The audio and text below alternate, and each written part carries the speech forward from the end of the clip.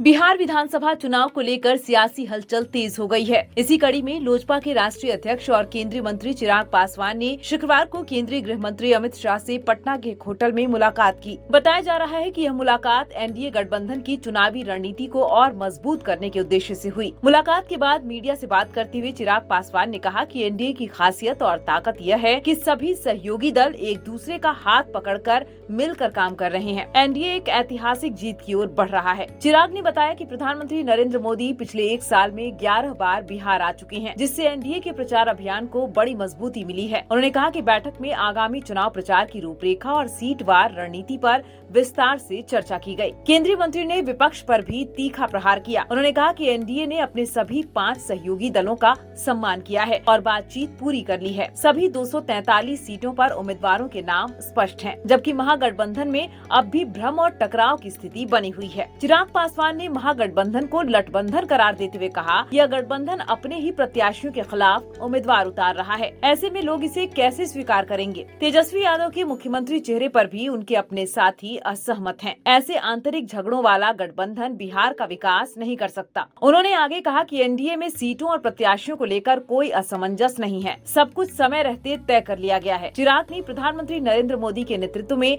बिहार में एनडीए की बड़ी जीत का भरोसा जताया। इसी दौरान चिराग पासवान ने मुख्यमंत्री नीतीश कुमार के स्वास्थ्य को लेकर विपक्ष द्वारा फैलाई जा रही अफवाहों को भी सिरे से खारिज किया। उन्होंने कहा कि मुख्यमंत्री पूरी तरह स्वस्थ हैं और लगातार जनसभाएं कर रहे हैं। चिराग जी, आज मुलाकात हुई अमित शाह जी से, क्या कुछ बातें हुई हैं, किन चीजों को लेकर खास तौर पर चर्चा हुई? आज केंद्रीय गृह मंत्री आदरणीय अमित शाह जी बिहार के दौरे पर हैं और हम लोगों के गठबंधन की ये खूबसूरती और ये ताकत है कि हम लोग एक दूसरे का हाथ पकड़कर एक दूसरे का सहयोग कर गठबंधन को मजबूती देते हुए एक ऐतिहासिक जीत की ओर अग्रसर हो रहे हैं, ताकि उस विकसित बिहार का निर्माण कर सके जो मेरे प्रधानमंत्री जी के लक्ष्यों में 2047 तक जब भारत एक विकसित देश बने तो उसमें बिहार सबसे विकसित राज्यों में हो, ये प्राथमिकता मेरे प्रधानमंत्री की रही। तीसरी बार सरकार बनने के बाद जिस तरीके से प्रधानमंत्री जी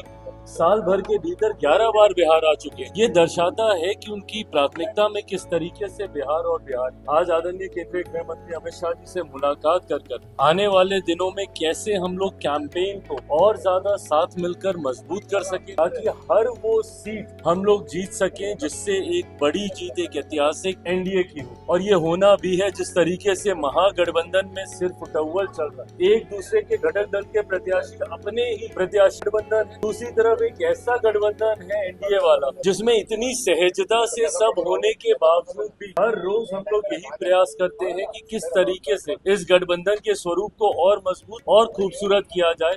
इसी उद्देश्य के साथ आज गृह मंत्री जी के साथ नीतीश कुमार जी से भी मुलाकात होगी, क्या नीतीश कुमार क्या देखते हैं? भाई एनडीए का माहौल आप सब देख रहे हैं और ये जनता के बीच है। जिस सहजता से एनडीए ने अपने 5 एलाइज को सम्मान देते हुए एक सहज नेगोशिएशन को संपन्न करने का कार्य किया। हम लोग के सारे प्रत्याशी 243 ऑफ अस, हम सबके नॉमिनेशन क्लियर हो चुके हैं, सारे प्रत्याशियों के नाम क्लियर हो चुके हैं। कोई कंफ्यूजन नहीं है महागठबंधन की तरह कि ये सीट इनके पास है कि मेरे पास है। ऐसे में ये क्लैरिटी होने के बाद अब हम सब लोग जमीन पर उतर चुके हैं, कैंपेन कर रहे हैं। आज मैं स्वयं, मेरे प्रदेश अध्यक्ष, उनका नामांकन है गोविंदगंज, जब वहाँ जा रहे हैं तो हर कोई, हम लोगों ने तो अपनी कैंपेन की शुरुआत कर दी है, जहाँ महागठबंधन अभी तक एक दूसरे की दावेदारी को काटने का प्रयास कर।